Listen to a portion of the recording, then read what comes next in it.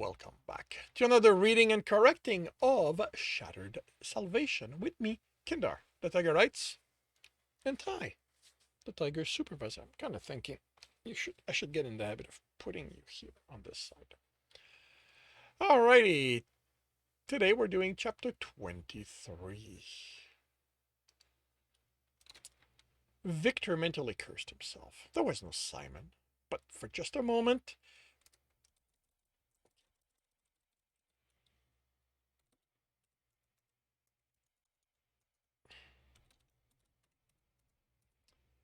Victor mentally cursed himself. There was no Simon, but for just a moment, it sounded like him, looked like him. Damn it, get it together, Victor, or he's going to kill you, or at least his partner would. You looked like he wanted to get Victor right now. Stay where you are. He raised the gun higher to keep Tristan from moving closer. He was keeping Tristan well out of reach, where it was safer. How did you find me? Any hint of Simon was gone. The eyes were hard again, cold, detached, calculating. Victor shifted his aim to the other man, Crimson. The reports had named him. That goes for you too. If I don't lock the door, it'll open at anyone who walks by. You really want some passerby looking in on this? His voice was steady, but the anger in his eyes burned hot. Fine. Victor watched the lock display turn red. Once the man was facing him again, he moved his aim back to Tristan. You're rather distinctive. Not so much that you stand out among the aliens we have here, but if someone happens to be looking for you, well, the odds of there being two Somalians on this planet are slim, let alone another one who looks like you. Tristan seemed amused by that comment, but then he smiled, and that sent a shiver down Victor's spine. So, you've been looking for me all those years? Don't flatter yourself. I was never looking for you, and I gave up on him years ago. Do you have any idea what you did to me? Victor growled. Vic, why don't you put the gun up? My name is Victor. He was on his feet and had taken a step before he could stop himself, brandishing his gun like a rookie. He took a breath. Tristan couldn't be allowed to get under his skin. That was what he did. Made you think things were one way when in reality they were completely different. Victor was a veteran of the law. He wouldn't let Tristan get to him. He knew how to handle criminals like him. Right. Which was why he'd come here without backup, without telling anyone. If Tristan killed him, no one would know until, or if, his body ever showed up somewhere. Should call this in. That was the smart thing to do. To get other officers to witness this arrest is vindication. Tristan raised his hands in a placating gesture. Tristan knew from the courses he'd taken on how to defuse tense situation. If he'd brought up the file, the gesture would probably be an exact copy. Victor had spent years dissecting the months he'd spent with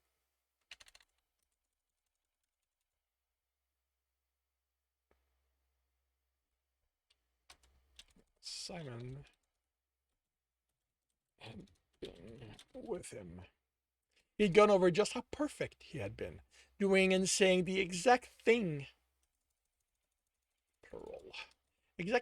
to get Victor to go along with what he wanted. Most of the time, Victor had thought the decisions were his ideas. He'd researched methods of persuasion and had found many that Simon had used to convince him to go on excursions, to make love in places they had no business doing it. He'd thought it was because of the mischievous glint in his lover's eyes when he'd said please, but there had been so much more to it, he'd learned. Well, he was wise to that now. Tristan no longer had any control over him. He didn't care how smooth, how smart he was. Victor was the one in charge. He was taking Tristan in. Well, Victor asked, do you? Do you even care that you destroy my career? That your partner here undid in a few minutes what took me decades to repair? Tristan opened his mouth and Victor prepared himself to resist the smooth, soothing words. Do you really think I give a fuck what happened to you? The cold harshness of the voice hit him harder than he thought it could. There wasn't even an attempt at making him think it had to be some sort of a mistake. Why? Tristan Victor's voice shook. Why me? How could you do this to me? Damn it all! How could you make me fall in love with you and then betray me like that? In his peripheral vision, he saw Crimson grind his teeth, make fists. But while a part of him recognized the danger, he just didn't matter. Tristan was the only one who mattered. Tristan chuckled. Come on, Vic. How could I not use you? How could I see this work-obsessed guy who looked at any couple passing him with longing and not see the perfect stooge? How did you do it? How did you do it, Vic? How did you make yourself so lonely, so miserable? You did you tell yourself it was a worthy sacrifice? Tristan straightened and puffed out his chest. That you were working for the greater good? Victor winced at the truth in those words. He'd seen himself as a hero, putting the need of the community above his own. How virtuous you were, Tristan continued, to give up all the high ideals at the moment I gave you a taste of companionship. Now, you tricked me. You used psychology to make me think that was something I needed. Tristan snorted. Don't kid yourself, Vic. You needed it. If you hadn't been so insecure and gone looking for it before I showed up, I'd have never been able to lay a finger on it. Whoa. You needed it.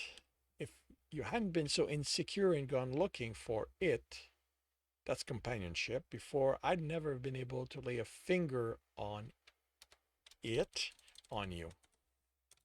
On you. You humans, how you love to complicate something as simple as satisfying a need. You're horny? Just go and fuck someone already. But no, you had to wrap it in all those layers of social acceptance. Fuck, you guys have sex parlor and you still managed to think you needed to feel something for the other guy. Just a look at Crimson, who didn't react. Then back to Victor. Do you remember how you reacted when I touched you that first time? A hand on yours and you were trembling. When I caressed you, you were whimpering. That first time I made love to you? He tried to make it an order, but the words came out weak and shaking. Stop it. How could he have? How often had he dreamed of Simon touching him, moving against him, kissing him? Do you have any idea how pathetic you were, Vic? You were so desperate for something you could have gotten anywhere on this planet, but were too scared to do anything about it. Vic, you fell in love with an alien just because I touched you. And don't kid yourself in thinking you're a xenophile. Unlike Alex, you aren't. You said yes to the first stranger who showed up. You gave up the law for a touch, a kiss, a sense of companionship. Fingers took Victor's chin and raised his hand, so he had to look in Victor's brown eyes. Why did he move so close? You abandoned your ethics for me, Vic, your morality. That's how desperate you were. Alex never did that. You have no idea how much work it took to get him in bed with me. You threw yourself at me the slightest hint of an invitation. You say I used you? Well, look in the mirror because you were using me right back. The only difference was that I knew it. I loved you. The word sounded pathetic even to Victor. Bullshit. That was later. No one falls in love on the first meeting. That wasn't love. That was a want. Tristan smiled. That was greed, just like this now. You know, you should have never have talked to me. You should have stormed this place with everyone in every precinct in this city. But that isn't what you want, is it? Just like that first time when you should have pushed me to the ground, cuffed me, and thrown me in a cell. Do you remember what I said that made you hesitate? Victor wanted to look away, but the fingers held him in place. He couldn't even close his eyes. The coldness in Tristan's eyes melted away. They became deep, inviting. Tristan wanted to lean forward, lose themselves in them, lose himself in them, kiss the Somalian, and he dreaded hearing what he was going to say. Do you have any idea how beautiful your eyes are? Tristan's voice was smooth, tender, husky. Simon's voice. They're like a cloudy sky, just as the sun's about to break through them. There's so much potential for light in them. Victor wanted to scream for Tristan to stop, but he was entirely in his power. Then he did scream as he fell back in the seat. He was panting in fright and something else, trying to understand what had happened. Tristan held his gun. With a few deft motion, he took the power pack out of it and then a few more components, placing them on the dresser. You need to get yourself something better, Vic. The standard issue Simulake is crap. Get yourself a Dolphic. Tristan studied him, thinking the Milgram hand cannon would suit you. Don't let the name fool you. It's the size of the Simulake LE-56, indicated the disarm weapon, but it has enough power to bring me down with one well-placed shot. You will need to get the tools needed to take it apart when you want to inspect and expect it when you want to inspect and maintain it, but at least this wouldn't have happened to it. He caught you? Crimson asked in the following silence. Tristan shrugged. I had to make contact with him. Unlike you, he didn't go to bars, humans or otherwise. He was a detective, just gotten his 5-year marker. I couldn't simply show up at his doorstep and take him to bed. I'm good, but I'm not that good. Yes, you are, Crimson replied. You just wanted the thrill of the chase. Tristan quirked a smile, and Victor knew he'd been right. These two were more than partners. A spark of anger ignited, but did little to burn the shame he felt at still wanting what he couldn't have. Anyway, he was young, full of his own superiority. There was no way he'd be able to just walk by a crime in progress. After that, well, it was easy, not much thrill in it. Well, it was easy, not much thrill in it, unlike you. Emotion flicked through Crimson's eyes. Victor caught regret and pride, but he couldn't make out the others. Then Crimson caught him looking, and only anger was visible. Tristan fixed his gaze on Victor, and he straightened in his seat. He wasn't out of sort anymore, but he also no longer had any power over the situation. His only play was to activate the distress signal. He'd catch hell for having come here alone, but at least Tristan would be locked up. He could get his answers then. Tristan locked eyes with him, and Victor couldn't move. He hated himself. It wasn't fear that paralyzed him. It was yearning. You want the truth, Vic? The real reason why, out of every officers in the precinct, I picked you. Why, of all the ways I could have broken into the precinct database, I chose to seduce you, to use you. No, his mind screamed. He'd had enough revelation to last him a lifetime. He nodded. Tristan put both hands on the armrest and leaned in until his muzzle was almost touching Victor's nose. You wanted me to, he whispered. You were desperate for someone to break the bubble you'd built around you. A bubble of rules and regulation. You wanted to see the other side. You wanted to let loose, to throw away those restrictions, if only for a little while. I gave you what you wanted, Vic. Victor swallowed. He wanted to scream denial, but how could he? Tristan had reminded him of how it had felt, how good, how freeing. But you took. Tristan shook his head. You gave that to me.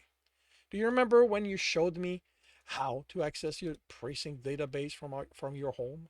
When you gave me your password, the needed IDs? Do you remember why you did it? You told me to. Come on, Vic. The words were soft, but called him a liar. It's just us here. Tell the truth. Victor did look away then. I wanted to break a rule, a big one. I wanted to take a risk so big I could lose my job over it. I wanted to impress you. You looked in Tristan's eyes. But you manipulated me. You played off my insecurities and fears, my desires to keep you close to me. Tristan smiled. I see you've been reading. But did I ever say how you needed to go about keeping me with you? You chose how to show your devotion. You knew that's how I'd do it. That smile and the flicker of triumph in Tristan's eyes were the only confirmations Victor needed. He'd been angry with this Somalian before, but now he could feel pure hatred. Can I ask you a question, Vic? Tristan asked, then continued without giving him a chance to say no. What did you learn from your time with me? Did you learn to ease up on the job, meet people, make friends, find a lover who'd be a better match for you than me? Those eyes peered into his, and Victor could swear Tristan was looking down into his very core, down to his very core, seeing exactly who he was. Tristan shook his head sadly. No, you're still the lonely man. What excuses are you using now to keep everyone away? Everyone's a monster like me. No one likes me. Vic, you of all people should know that. Do you at least get laid now? Does it bring you much Sorry. Everyone's a monster like me. No one's like me, Vic. You of all people should know that. Do you at least get laid now? Does it bring you much satisfaction? I gave you a need no one can match, can they? Victor couldn't swallow. He couldn't speak or deny it or blame him. But that isn't all, is it? Tristan straightened and sat against the edge of the dresser. No, that precious love of yours has lost its shine. I wonder, in how many little ways do you break it now? In hunting me down, you learned that there are things you can't get if you always obey the law. Vic, you can't stop there. You can't be a predator who keeps the little ones safe if you let the law shackle you. You're wrong. Victor snapped, finally finding his voice. The law is what keeps everyone safe. Really? Even you? Tristan was mocking him. Victor could tell. He just didn't know how. Yes. Victor gritted his teeth. Tristan grinned, showing his own teeth. Then, Vic, how is it you never told your captain that file vanished from your vault? I mean, with all the security around the precinct's information, I'd think you'd want him to know there was still a tiny hole in it. Victor lost his voice again. Come on, who do you think took it?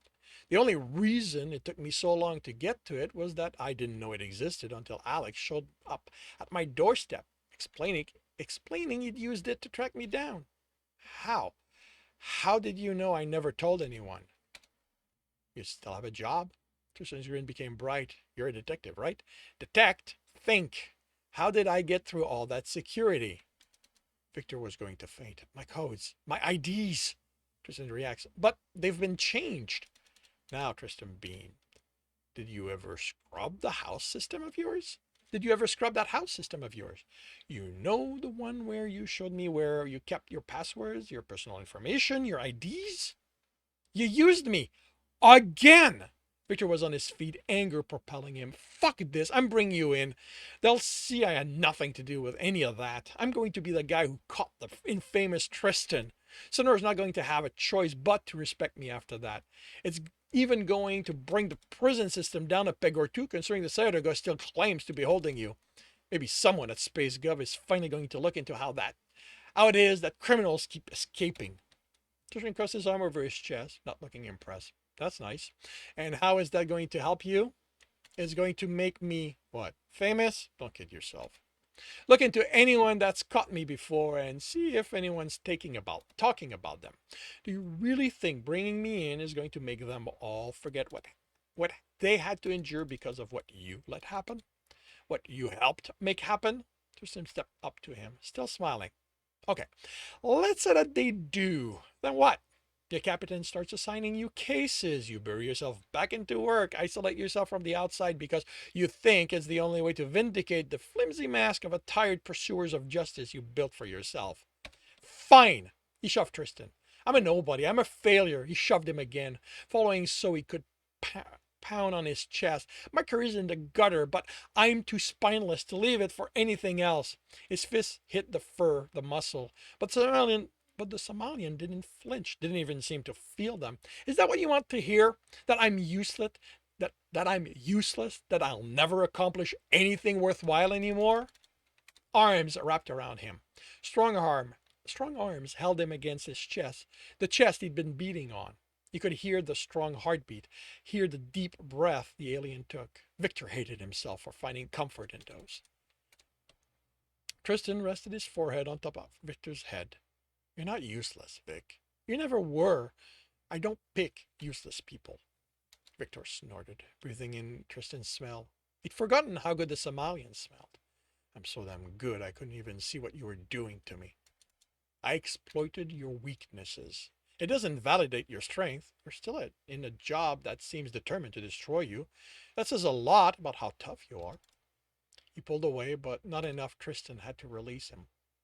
He didn't want that. He wanted the comfort.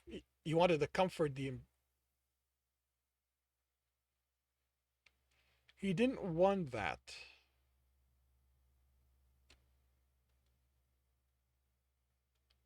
He didn't want that. He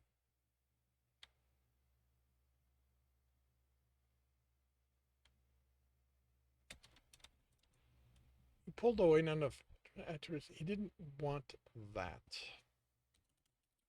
Want the comfort the embrace provided, the strength it gave him to say what he needed to say. All he wanted was to look him in the eyes.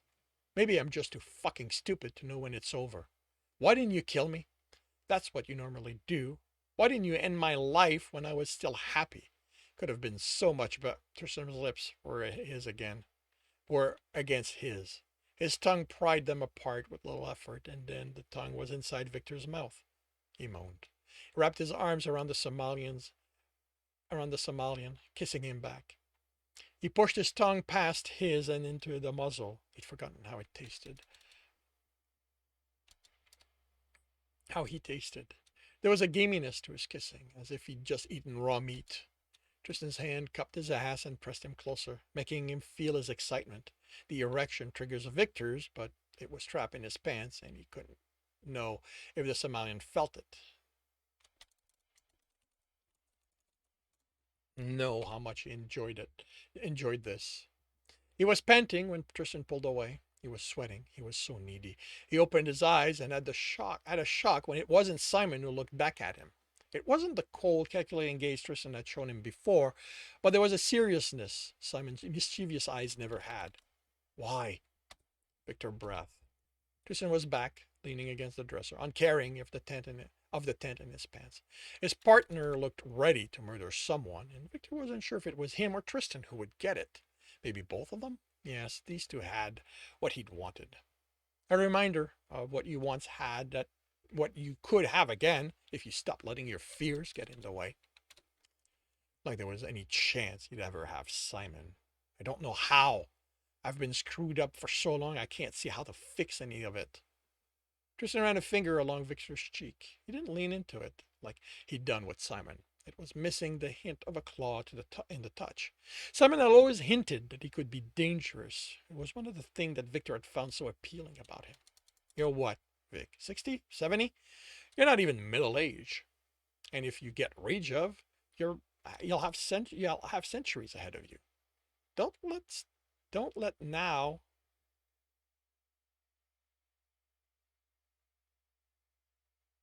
Don't let now.